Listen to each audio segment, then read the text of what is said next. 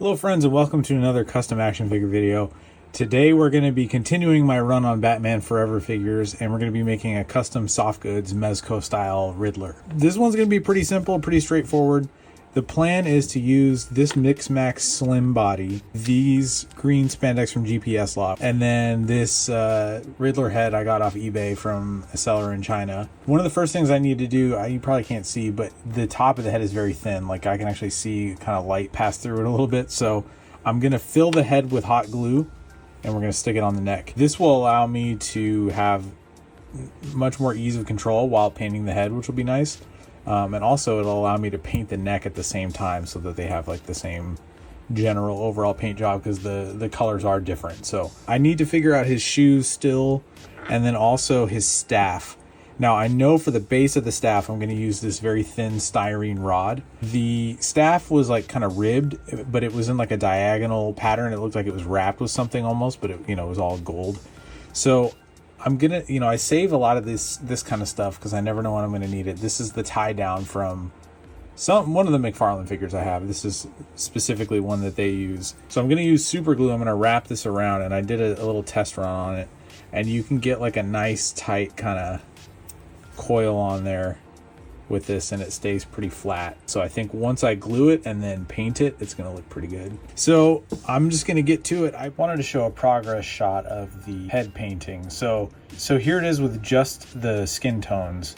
Now, the way that I achieve this is I take a mixture of different colors in like flesh tone, and I'm mixing them in different ways. But primarily what I do is I take a little bit of each one, get a wet brush, and I load a little bit of paint on the tip of the brush, and then I just flick it. Like I run my finger across the brush and I flick it at the head. Here's another one I'm working on at the same time. I finally found a Snake Plissken head sculpt in 112, so I'm very excited about that. But yeah, so basically, and this one is a little different because I had to paint a base flesh tone because it was this kind of taupe colored resin, whereas this one started with this flesh color. I really love it when they come in this kind of base flesh tone, because then I can just use that as the base and flick paint on it, and it has a much more skin-like look to it. But yeah, so same kind of thing here, just flicking the different colors and layers. So the next step in this is going to be some really thinned out washes of red across like the cheeks and the nose and probably the tips of the ears a little bit. And then I use some very watered down blue for the 5 o'clock shadow.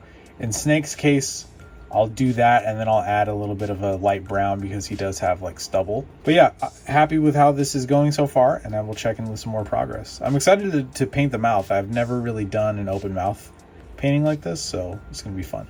Doing some question mark stuff, and I'm just taking this black Angelus leather paint. I'll put a link in the description. This stuff goes on fabric really well, and I'm taking just this tiny little brush, and I am just making little question marks, and it's gonna be very tedious. And then I took the spandex here, and it was 2 pieces. I couldn't find like a 1 piece of this stuff, so I used some fabric glue, and I just glued it so that it would look more like a a single piece by being down here instead of up here. So yeah, it is what it is. I'll probably keep an eye out for a good alternative to this at some point, if I can find one. But for now, I think this does what I need it to. So I'm doing these by hand. They're not going to be perfect, but there's going to be so many of them that like any little imperfections you don't really notice, just because like the general effect is that you're looking at all of them at once. So yeah, it's going to be a lot of tedious work. I'm going to put on an audiobook and just keep on trucking here. I'm going to make the Riddler's cane here, and this is just not working. It's kind of sticking here, but the glue's just not binding this very well. I'm just kind of tired of like waiting on the glue to dry and having it unravel on me like that. So, I wanted to do the kind of ribbed look that the thing has, but I'm just going to abandon that because it's not really getting me anywhere. So I'll still be using this styrene because I like the width of it. It scales well with the size of his cane. And I'm just going to be using some other pieces to kind of add on to it, like a kind of a cap piece at the top. And then I'll be making that swooping kind of question mark crescent shape out of some other styrene. And you know, I'm just kind of, again, making this up as I go like I always do. So we'll figure out what it ends up looking like and how I'm going to do it all. But now I got his shoes done. So these are the shoes that came on the McFarlane Batman Forever Two-Face figure. And I just took green acrylic paint. I didn't even mix the color. I had this Vallejo green color, green skin. Came in like a pack of different paints. And I thought it was the perfect color. So I just painted the pattern that is on the shoes. These are like a suede kind of shoe that were big in the 90s. I know because I used to have a bunch because I'm a dancer. Like I do funk styles is what it's called, like pop-in, lock-in, all that stuff. And shoes like this were like the thing to wear, and they were Hush Puppies. I don't know if these were Hush Puppies, but they look a lot like those. Painted the suede pattern on them, and then I used some pleather I have, black pleather. I flipped it around because on the backside it's almost like a felt kind of, and that does a pretty good job of mimicking suede. So I thought, you know, that'll work for the straps. And then I just made the little buckles out of jewelry wire. Gonna finish up the cane, and then this guy will be finished. So the general assembly of his cane is complete. It's not screen accurate, but I just wanted to have something to have him holding that's like resembles it. I'm kind of out of steam at this point, if I'm being honest. I thought about getting the McFarlane one and using that, but all the McFarlane stuff comes bendy and it's hard to straighten out. And I wasn't going to buy like a $20, $25 figure for like just cutting off the top of like a cane or something. So I was like, yeah, you know what? I have this like letterboard letter set that I got that I used to make the hook and ladder sign on my Ghostbusters diorama with, and it had a question mark. So I used that and I drilled a tiny hole into it and I plugged it into the top of this thing, and you know, it's a general question mark cane shape, and I'm fine with that in the overall display until I find something better. So I'm gonna wait for the glue to dry on this, and then I'm gonna paint it gold and hit it with a clear coat to give it some gloss, and then I'll be done. And sometimes being done so you can move on to the next project is more important than getting it exactly right. So in this case, that's what I'm going with. There's our guy, all wrapped up. I'm really happy with the head sculpt and how the paint job turned out. We'll look at it under better lighting. That is Jim Carrey's Riddler. I probably had the most fun working on the shoes. I love doing little details like that, and you know, making the buckles and stuff, and also my personal history with that kind of shoe. Yeah, and then overall, you know, the staff, like, it works pretty well. It's not super accurate, but it also, you kind of don't really notice it, I think, when you're just looking at this thing in you know, the whole. I did look up buying like a loose one, and it was basically after shipping the same price as the whole figure if I were to get the McFarlane one. So I was like, this will keep working for now. Maybe one day I'll want to sculpt it, but I just really didn't feel like doing it. Especially because it's kind of like a side character. You know, the Riddler is not like one of my main, like, oh, that's on my pantheon of characters that I want a figure of. This is to go in a larger sort of ensemble cast display. But yeah, mixed max bodies, you know, I was glad I still had one to use for this. They don't really, I don't know, I haven't seen them out for sale in a while. So I don't know if you can still get them, but this, you know, pretty flexible body, can hit a bunch of different poses. If you've never used one, it's very, very similar to like a Mezco Gomez. But yeah, he's standing up on his own in this goofy pose. I did thread his thumbs through the sleeves, which is something that the suit had in the movie. Now, this is in harsher lighting, but when it's not, you don't even see that seam line at the waist, you know, between the shirt and the pants. Like it really does just look like a single thing. The reason you can see it so well now is because the shadow being cast is pretty definitive because the light is so bright. And in the display, you know, it'll probably be visible too because I have LED lighting in there. But yeah, anyway, I'm really excited though. And look how, I mean, what a bright pop of color this adds, so that's really fun. Another fun thing about this guy is how flexible and posable he is, and then, you know, his outfit being spandex allows you to do pretty much anything with him. And also, if you notice at this angle, you don't really see that seam line from the shirt to the pants. So this is a lot more reminiscent of what I was talking about. Yeah, man, I really I spent a long time doing all those question marks. It was a lot of work, and you know, they don't all look the same. You know, it's a byproduct of doing it by hand, but like I said, when you kind of just take it all in at once, you don't even notice Yeah, and I'm glad I found this expressive head for him. I think this is a shrink of the Susu Toys version, and it makes all the difference to have a character like this making a face like that instead of just kind of like a stoic, you know, neutral museum pose face. So yeah, very, very happy with how this guy ended up looking. And I don't know how I'm gonna pose him yet in the display. I'm excited to do that. I might use that first pose I showed just because it's so iconic to me for the Riddler, but so let's get him over to the workbench under better lighting and take a closer look. All right, there he is up close. Now, a figure like this can be really difficult with regards to the outfit because this spandex wants to catch everything. You know, if your hands are a little bit dry or calloused from, you know, using tools or something, it might snag on the material and then create little runs and little fuzz pieces and stuff. So you got to be really careful with these guys. But yeah, I'm psyched at how the finished product turned out. And taking a look at the head here, you can see the variance in the like skin tone and stuff. And I painted the neck to match, as I mentioned.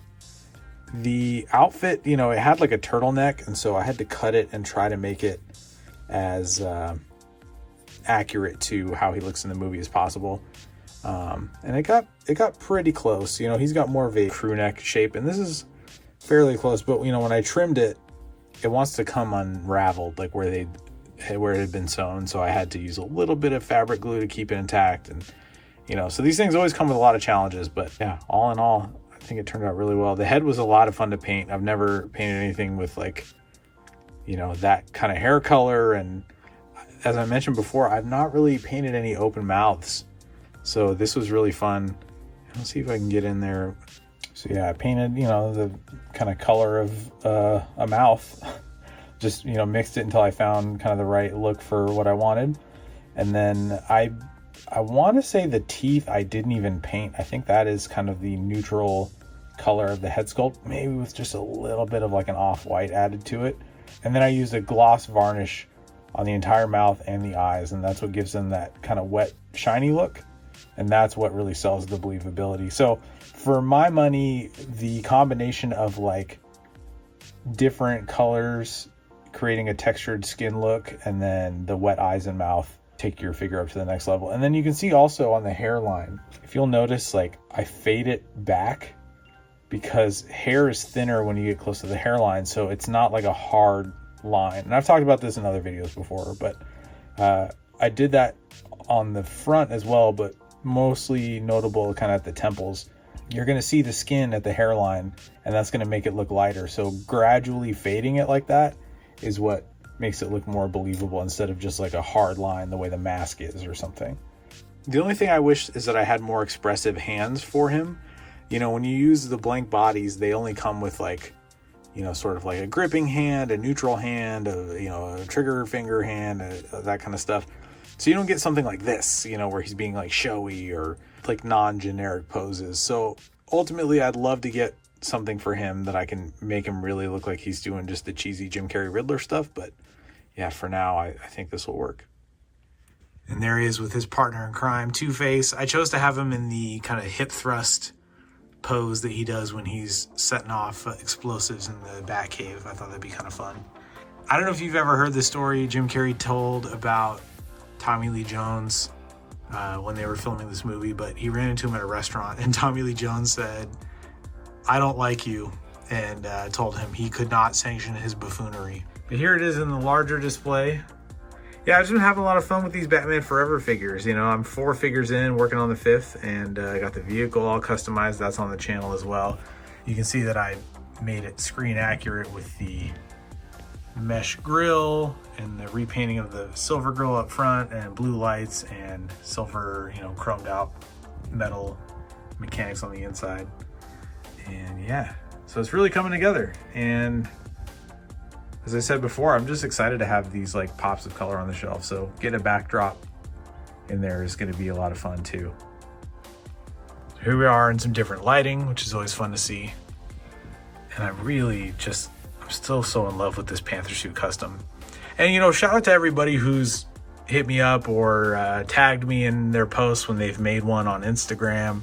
Let me know that mine inspired them, as well as the Batmobile customs. I really, really appreciate it. You know, it's just so nice to have that kind of back and forth in the community and, you know, sharing the cool stuff we make. Like, this brings me a lot of joy, and, you know, it takes me back to a simpler time in life. You know, as I mentioned before in other videos, this movie came out when I was 10 years old. So, you know, I just appreciate it. And I'm glad we have something fun like that, you know, to use as a little bit of escapism. So keep them coming. If you enjoyed this, hit that like button. You know the drill. That helps kind of perpetuate what I'm doing here, because this is all under my own steam, and in the few hours a week I get off from work to focus on this kind of thing. Speaking of work, I am a full-time comic book writer and artist. And if you want to stick around to the end of this video, I got a brief clip just talking about the different graphic novels that I have available, as well as some t-shirts you can get that are action figure themed. So hang tight, watch that little bit, and then I'll catch you all in the next one. So that is going to do it for this video. I want to thank you all so much for watching. I invite you to click the like button and hit subscribe and join me as I make cool stuff. Custom figures, dioramas, vehicles to go with the figures. I review new stuff that I get on the channel. If you're looking for other ways to support this, I've got t-shirts available. My Head on Swivel shirt, as well as several other action figure and comic book themed shirts, are available in my Redbubble shop. If you've never used Redbubble, it's pretty great. You pick the color shirt, the style, and the design you want, and they ship it right to you. Now, if you're not a t-shirt person, but you like comics, I've got several comics and graphic novels available. Namely, my books High Crimes, Count, and Retroactive. High Crimes is kind of Breaking Bad meets Cliffhanger. Retroactive is like James Bond meets Groundhog Day, and Count is my sci-fi reimagining of the Count of Monte Cristo. Think kind of a, John Wick meets Batman meets Zorro. It's a cool story with swashbuckling action and sword fights and vehicle chases, and it's about redemption, revenge, and revolution. So those are all available at your local comic shop, bookstore, or at the links in the description below. So to everyone who's picked up a shirt already or one of my books, thank you so much. It means the absolute world to me. I really, really appreciate it. It really helps make it so that I can do this kind of stuff and bring you more videos. Couldn't ask for anything more, so thank you. So that is going to do it for this one. Until next time, keep your head on swivel.